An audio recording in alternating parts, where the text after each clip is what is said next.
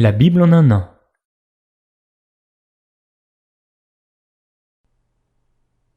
La Genèse, chapitre 29. Jacob se mit en marche et s'en alla au pays des fils de l'Orient. Il regarda, et voici, il y avait un puits dans les champs. Et voici, il y avait à côté 3 troupeaux de brebis qui se reposaient. Car c'était à ce puits qu'on abreuvait les troupeaux. Et la pierre sur l'ouverture du puits était grande. Tous les troupeaux se rassemblaient là. On roulait la pierre de dessus l'ouverture du puits, on abreuvait les troupeaux, et l'on remettait la pierre à sa place sur l'ouverture du puits.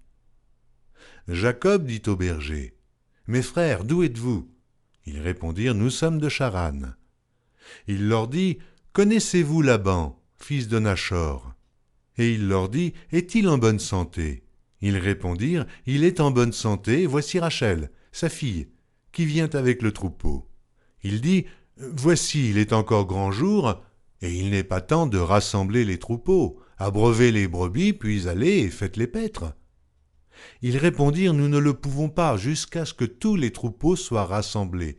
C'est alors qu'on roule la pierre de dessus l'ouverture du puits et qu'on abreuve les brebis. » Comme il leur parlait encore, survint Rachel avec le troupeau de son père, car elle était bergère.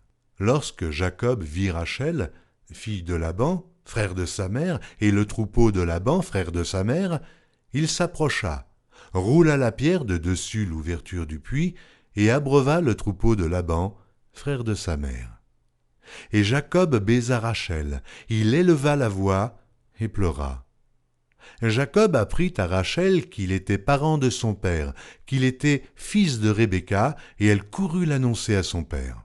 Dès que Laban eut entendu parler de Jacob, fils de sa sœur, il courut au-devant de lui, il l'embrassa et le baisa, et il le fit venir dans sa maison. Jacob raconta à Laban toutes ces choses.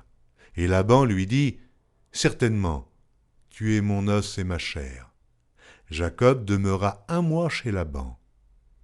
Puis Laban dit à Jacob, « Parce que tu es mon parent, me serviras-tu pour rien ? Dis-moi quel sera ton salaire. » Or Laban avait 2 filles.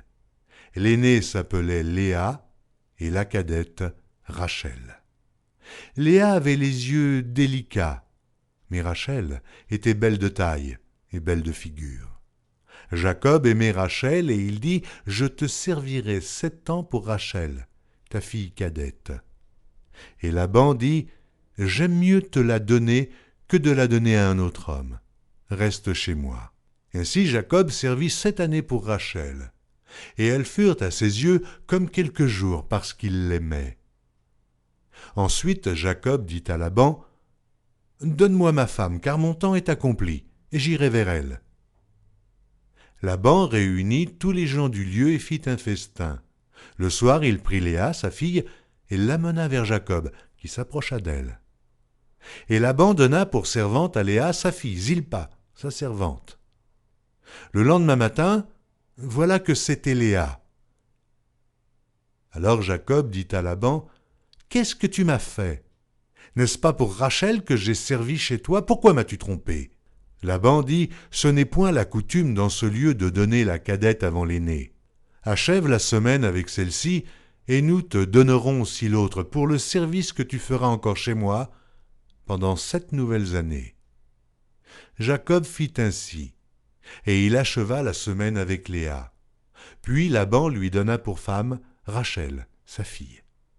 Et Laban donna pour servante à Rachel, sa fille, Bila, sa servante. Jacob alla aussi vers Rachel, qu'il aimait plus que Léa, et il servit encore chez Laban pendant 7 nouvelles années. L'Éternel vit que Léa n'était pas aimée, et il la rendit féconde, tandis que Rachel était stérile. Léa devint enceinte et enfanta un fils, à qui elle donna le nom de Ruben, car il dit, « L'Éternel a vu mon humiliation, et maintenant mon mari m'aimera. » Elle devint encore enceinte et enfanta un fils, et elle dit, « L'Éternel a entendu que je n'étais pas aimée, et il m'a aussi accordé celui-ci. » Et elle lui donna le nom de Siméon. Elle devint encore enceinte et enfanta un fils, et elle dit, Pour cette fois mon mari s'attachera à moi, car je lui ai enfanté 3 fils, c'est pourquoi on lui donna le nom de Lévi. Elle devint encore enceinte et enfanta un fils, et elle dit, cette fois je louerai l'Éternel. C'est pourquoi elle lui donna le nom de Juda, et elle cessa d'enfanter. La Genèse, chapitre 30. Lorsque Rachel vit qu'elle ne donnait point d'enfant à Jacob, elle porta envie à sa sœur, et elle dit à Jacob, « Donne-moi des enfants, ou je meurs. » La colère de Jacob s'enflamma contre Rachel, et il dit, « Suis-je à la place de Dieu qui t'empêche d'être féconde ?» Elle dit, « Voici ma servante Bila, va vers elle, qu'elle enfante sur mes genoux, et que par elle j'ai aussi des fils. » Et elle lui donna pour femme Bila, sa servante, et Jacob alla vers elle. Bila devint enceinte et enfanta un fils à Jacob. Rachel dit, « Dieu m'a rendu justice. Il a entendu ma voix et il m'a donné un fils. » C'est pourquoi elle l'appela du nom de Dan. Bila, servante de Rachel, devint encore enceinte. Elle enfanta un second fils à Jacob. Rachel dit, « J'ai lutté divinement contre ma sœur, et j'ai vaincu. » Et elle l'appela du nom de Nephtali. Léa, voyant qu'elle avait cessé d'enfanter, prit Zilpa, sa servante, et la donna pour femme à Jacob. Zilpa, servante de Léa, enfanta un fils à Jacob.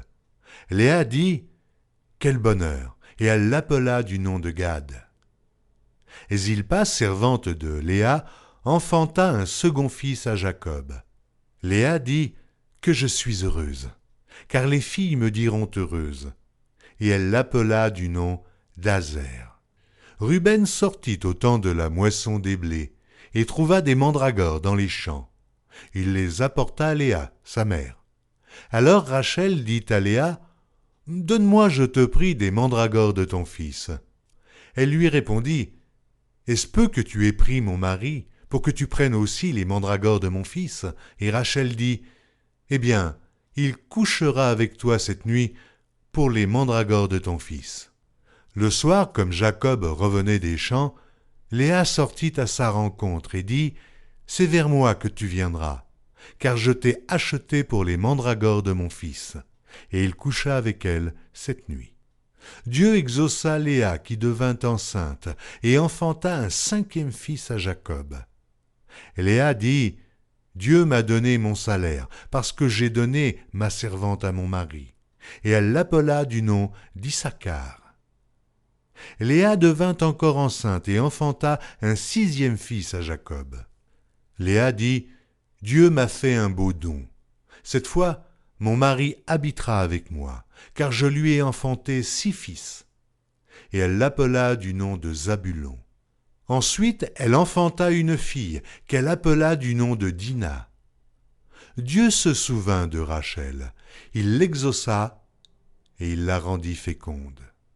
Elle devint enceinte et enfanta un fils, et elle dit, « Dieu a enlevé mon opprobre. » Et elle lui donna le nom de Joseph en disant, « Que l'Éternel m'ajoute à notre fils. » Lorsque Rachel eut enfanté Joseph, Jacob dit à Laban, « Laisse-moi partir, pour que je m'en aille chez moi, dans mon pays. Donne-moi mes femmes et mes enfants, pour lesquels je t'ai servi, et je m'en irai, car tu sais quel service j'ai fait pour toi. » Laban lui dit, « Puissais-je trouver grâce à tes yeux? Je vois bien que l'Éternel m'a béni à cause de toi. Fixe-moi ton salaire, et je te le donnerai. » Jacob lui dit, « Tu sais comment je t'ai servi, et ce qu'est devenu ton troupeau avec moi. Car le peu que tu avais avant moi, c'est beaucoup accru, et l'Éternel t'a béni sur mes pas. Maintenant, quand travaillerai-je aussi pour ma maison? » Laban dit, « Que te donnerai-je? » Et Jacob répondit, « Tu ne me donneras rien. Si tu consens à ce que je vais te dire, je ferai paître encore ton troupeau, et je le garderai. Je parcourrai aujourd'hui tout ton troupeau. Mais à part parmi les brebis tout agneau tacheté et marqueté et tout agneau noir, et parmi les chèvres tout ce qui est marqueté et tacheté, sera mon salaire. Ma droiture répondra pour moi. Demain, quand tu viendras voir mon salaire, tout ce qui ne sera pas tacheté et marqueté parmi les chèvres et noir parmi les agneaux, ce sera de ma part un vol. » Et Laban dit, « Eh bien, qu'il en soit selon ta parole. » Ce même jour, il mit à part les boucs rayés et marquetés, toutes les chèvres tachetées et marquetées, toutes celles où il y avait du blanc, et tout ce qui était noir parmi les brebis, il les remit entre les mains de ses fils. Puis il mit l'espace de 3 journées de chemin entre lui et Jacob. Et Jacob fit paître le reste du troupeau de Laban. Jacob prit des branches vertes de peuplier, d'amandier et de platane. Il y pela des bandes blanches, mettant à nu le blanc qui était sur les branches. Puis il plaça les branches qu'il avait pelées dans les auges, dans les abreuvoirs, sous les yeux des brebis qui venaient de boire. Puis il plaça les branches qu'il avait pelées dans les auges, dans les abreuvoirs, sous les yeux des brebis qui venaient boire, pour qu'elles entrassent en chaleur en venant boire. Les brebis entraient en chaleur près des branches, et elles faisaient des petits rayés, tachetés et marquetés. Jacob séparait les agneaux, et il mettait ensemble tout ce qui était rayé et tout ce qui était noir dans le troupeau de Laban. Il se fit ainsi des troupeaux à part, qu'il ne réunit point au troupeau de Laban. Toutes les fois que les brebis vigoureuses entraient en chaleur, Jacob plaçait les branches dans les auges, sous les yeux des brebis, pour qu'elles entrassent en chaleur près des branches. Quand les brebis étaient chétives, il ne les plaçait point, de sorte que les chétives étaient pour Laban et les vigoureuses pour Jacob. Cet homme devint de plus en plus riche. Il eut du menu bétail en abondance, des servantes et des serviteurs, des chameaux et des ânes.